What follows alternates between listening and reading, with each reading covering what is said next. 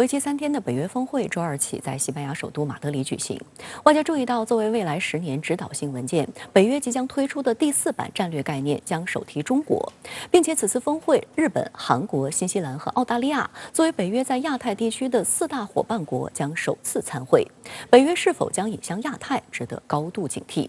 中国外交部周3在回应相关提问时指出，北约持续突破地域和领域，鼓吹集团对抗，搞拉帮结派的小圈子那一套，不得人心，更不会得逞。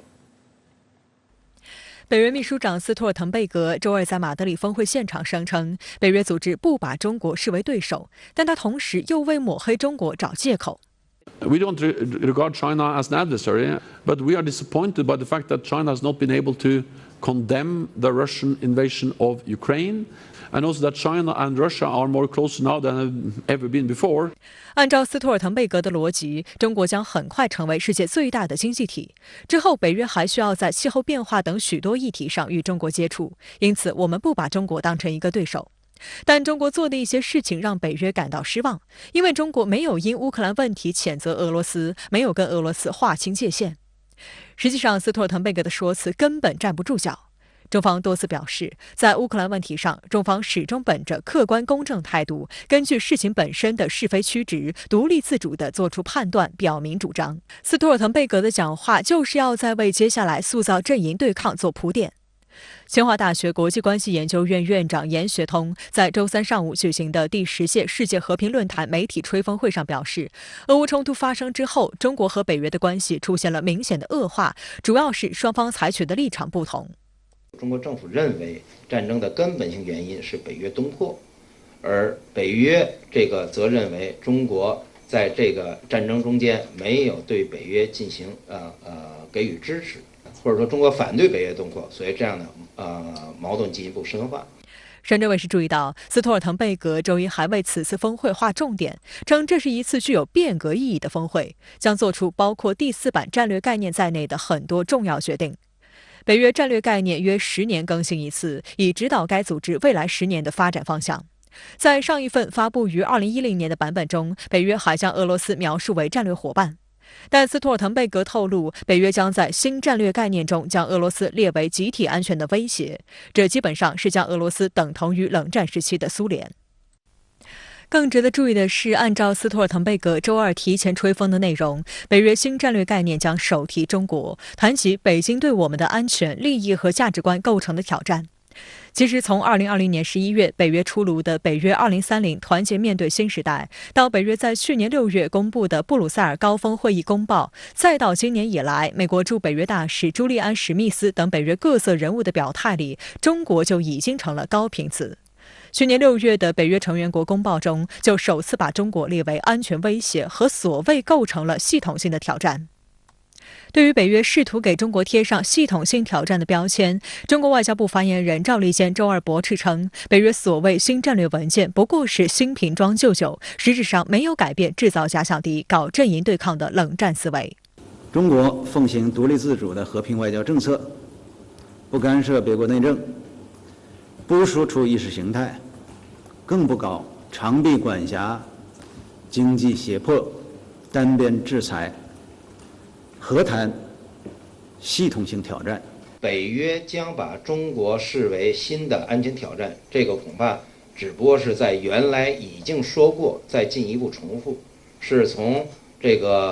是一个它重复的一个政策。我自己认为，就是说今后中国和美国之间的战略冲突，必然会导致中国和北约之间的战略矛盾的进一步的深化。原因是中国跟美国关系看不到缓解，而美国又是北约的主要领导国。有分析指出，所谓系统性的挑战这一措辞，透露出北约试图与中国展开全域竞争的迹象。在2010版北约战略构想文件《积极接触现代防务》中，就已对全域竞争划了一个大概范围，把网络安全、贸易通道安全、外太空技术、气候变化等列为影响安全的主要领域。而北约以欧洲为防务重点，军事资源大都投在欧洲，但在上述全域竞争的多数领域，未来10年很可能与中国展开一定烈度的竞争。现在全球化朝向全球区域化、板块化的方向，所以呢，北约呢，它现在不单是一个军事上的集团了，它变成意识形态的变成了一种服从于新的经济全球化的那种这样一个体系。今年的北约峰会将规划未来10年的所谓新战略概念，扬言首次涉及中国。那么您对这次北约峰会有什么观察呢？今年的北约峰会还是非常受关注的。所谓的北约新战略文件，并不是要规划未来10年或者更长时间的战略方向，其更根本的目标呢，就是为了北约寻找合法性。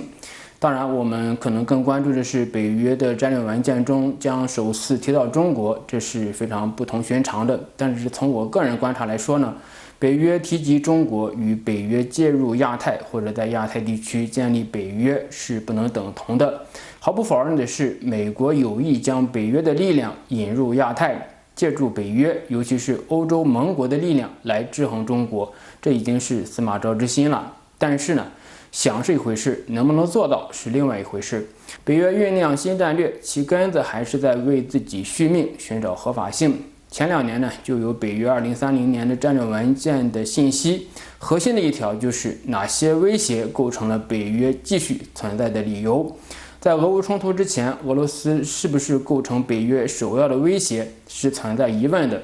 因为美国将俄罗斯视为次一等的威胁，而法国、德国等老欧洲国家呢，与俄罗斯还保持着稳定的能源合作关系。俄乌冲突爆发之后，北约是满血复活了，不但合法性危机解除了，还被赋予了新的任务，接纳新的成员，这对北约来说是意想不到的刺激。再进一步说，北约扩张其实是欧洲国际关系逻辑的延伸，也就是联盟政治的泛化。冷战时期阵营对垒的逻辑并没有消失，反而在扩张。北约代表的是安全阵营，而欧美为核心的经济体系呢，则向全球扩张。这次俄乌冲突以及北约新一轮扩张，也让我们看清楚了当下国际秩序的真实的面目和内在的逻辑。同时，我们要看到世界呢，已经跟冷战时期不一样了。非西方世界的国家和人民不愿意，也不会卷入到西方世界内部的纷争。北约无论怎么东扩，或者俄罗斯如何恢复自己的影响力，都不应该也不能够外溢到全世界。所以北约峰会还是北约的峰会，北约也只能是北大西洋地区的军事联盟。虽然美国想将北约东引，但是北约的成员国，尤其是北约东翼国家，不会操心亚太的事情，他们需要直接面对眼前的压倒性的威胁。北约终归还是一个地区性的军事同盟，它不可能像经济金融体系那样去全球化。从这次北约峰会以及所谓的新战略，我们都能够看到这一点。